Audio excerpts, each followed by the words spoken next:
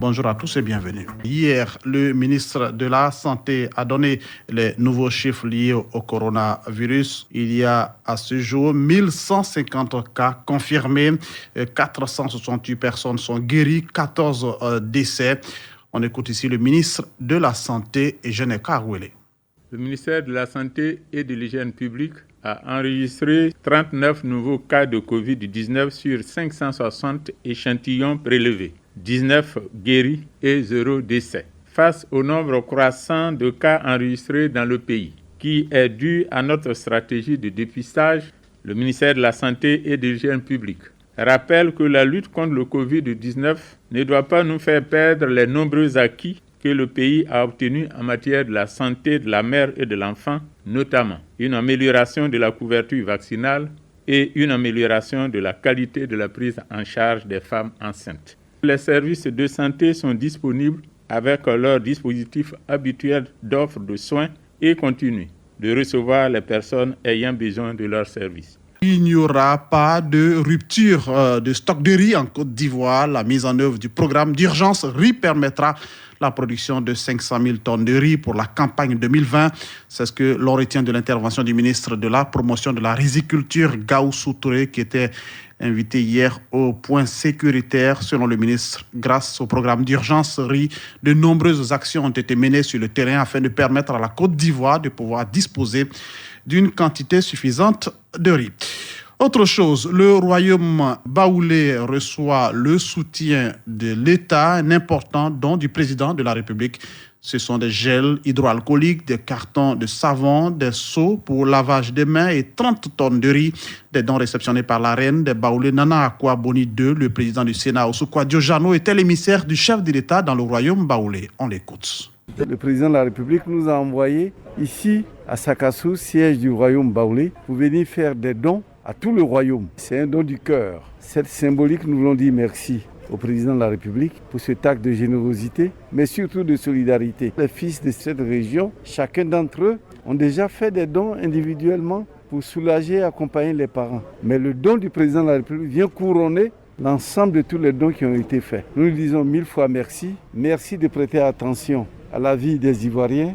Merci d'accompagner les Ivoiriens dans la lutte contre cette maladie. L'occasion que nous avions aujourd'hui nous dit que les Ivoiriens soient de plus en plus solidaires, qu'ils s'aiment entre eux. Et cette maladie vient nous interpeller, chacun d'entre nous. Mettons au centre de ce que nous posons comme acte chaque jour un peu d'amour et d'affection pour les uns, pour les autres, afin de pouvoir conjurer cette pandémie et vivre ensemble.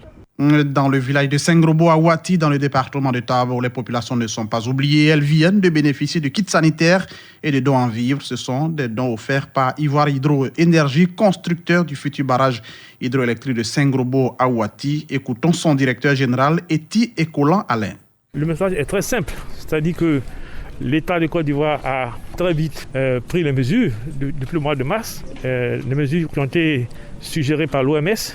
Le Premier ministre a mis en place un plan de riposte économique dont il nous appartient, nous aussi, en tant qu'opérateurs économiques, d'apporter notre pierre. Donc c'est comme ça que nous avons fait ce don et nous espérons que les populations bénéficiaires sauront bien utiliser ce don et surtout vont respecter les mesures barrières que l'État a décidé de prôner. Ce don va dans le sens des mesures du HSE que nous sommes en train de mettre en œuvre au niveau santé et sécurité des populations et dans le cadre du plan de développement communautaire que nous mettons en œuvre dans le cadre de ce projet.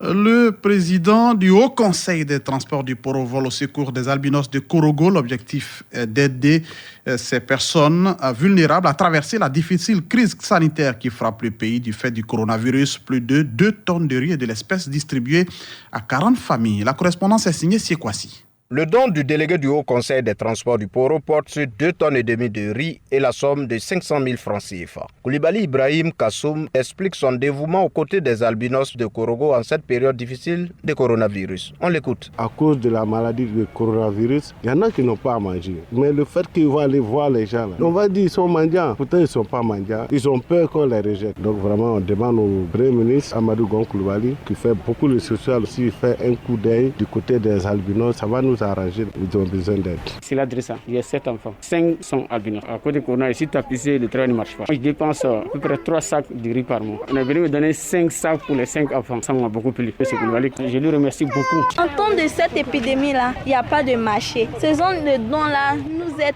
On fait appel aux autorités qu'elles nous aident encore, pas en tant que des mendiants. Sur Amidou, nous tenons sincèrement à dire merci à M. Koulibaly qui fait beaucoup pour les albinos ici. Quand on est dépassé, le seul mot qui nous vient à l'esprit, c'est le merci. Diabaté Mamadou, président des albinos à Korogo. Coronavirus, ça a boycotté tout. Tous les petits commerces qu'on fait, tout est arrêté. Quand on sort, c'est à 14h. C'est Dieu qui va le payer et Dieu est au contrôle. Notons que depuis le début de l'année 2020, c'est la 3e fois que les albinos de Korogo bénéficient de l'aide du délégué du Haut Conseil des transports du Poro. Le même objectif, lutter efficacement contre la pauvreté au sein de cette communauté, quelquefois rejetée par certaines personnes dans le Nord. Siekwasi Korogo, Radio Côte d'Ivoire. On a pris une pirogue à chavirer sur la lagune ébriée près de Soweto à Koumassi. Le bilan fait état de 2 disparus et 4 survivants. Les recherches sont toujours en cours.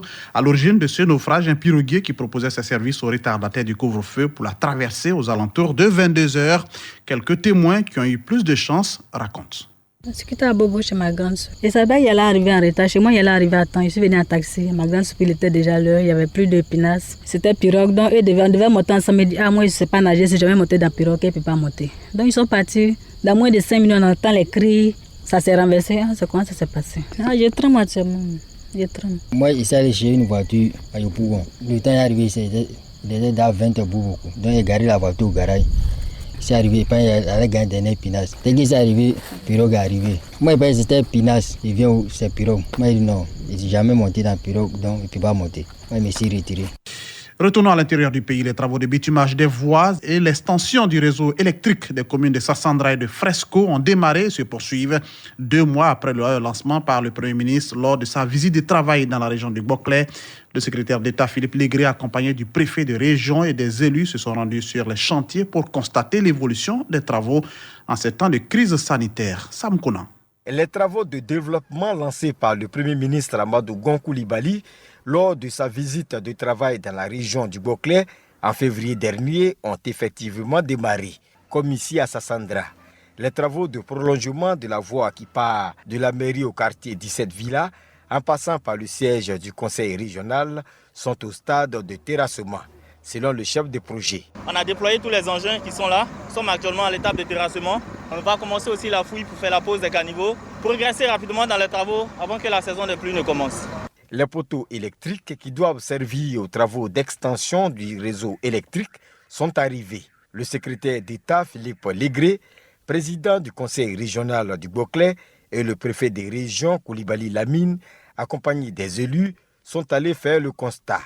Pour Philippe Légré, malgré le contexte de Covid-19, le Premier ministre tient ses engagements pour le bonheur des populations. Le Premier ministre Amadou Gon Coulibaly a pris des engagements. Et malheureusement, le coronavirus est arrivé et l'on a pensé que les travaux allaient s'arrêter. Mais non, le président Ouattara et le Premier ministre Amadou Gon, tenant les paroles, ont donc demandé de commencer et les travaux se poursuivent là. À terme, ce sont 2500 poteaux électriques qui vont éclairer la commune de Sassandra. Quant au bitumage des 10 km de voirie, à Sassandra et à Fresco, les travaux vont durer 6 mois. Sam Kouna de retour de Sassandra, Radio Côte d'Ivoire. Après Sassandra, on met le cap sur Gagnoa. L'opération Agir pour les jeunes pour la phase 2 est en marche à Gagnoa. 200 jeunes de cette localité sont entrés en possession de leur financement pour leur insertion dans le tissu social. Information donnée par le directeur régional du ministère de la Promotion de la Jeunesse et de l'Emploi du GOR, Yazi Constant, est au micro de Gervais Armani. Les bénéficiaires doivent s'investir. Ils doivent prendre conscience que c'est important. L'État leur a tendu, n'est-ce pas, la main. L'État a passé à eux. L'État est venu leur booster. Ils ont intérêt à utiliser ces fonds à bon escient, de façon sage et responsable, pour travailler, créer d'autres emplois, rembourser cet argent, pour permettre à leurs frères d'être bénéficiaires, n'est-ce pas, des fonds. Donc, je souhaite que cette jeunesse-là soit une jeunesse responsable, une jeunesse dynamique qui peut faire notre fierté et apporter sa contribution au développement du pays. À l'international, souvenez-vous, le 27 avril 1960, les Togolais ont eu leur indépendance. Aujourd'hui, cela fait exactement 60 ans que le pays est indépendant. Ils commémorent donc les 60 ans de leur indépendance, une indépendance qui a suivi, tout comme celle du Cameroun, un chemin différent de celui emprunté par le reste de l'Afrique francophone, car le Togo a été un territoire sous tutelle des Nations Unies. Il s'est nourri de ce qui se vivait en Gold Coast britannique, l'actuel Ghana, où des milieux aisés ont porté des revendications nationalistes. Dès avril 1958, les Togolais prenaient déjà l'option de l'émancipation. Le Togo a été dirigé par Sylvanus Olympio pendant les premières années de son indépendance jusqu'à son assassinat le 13 janvier 1963 par des militaires en colère. Une célébration soft est prévue en raison de la crise sanitaire. On termine avec quelques chiffres liés au Covid-19. L'Afrique a atteint hier 31 091 cas positifs. Le Covid-19 a déjà coûté la vie à 1393 personnes sur le continent. 9 331 malades sont guéris. L'Afrique du Sud recense le plus de cas, mais l'Algérie, l'Égypte et le Maroc sont les 3 pays qui dénombrent le plus de morts. Dans le monde, plus d'1 700 000 personnes sont contaminées. Au tableau des décès, l'on dénombre 103 770. Le pays le plus atteint reste les États-Unis avec plus de 500 000 cas confirmés et plus de 18 000 décès.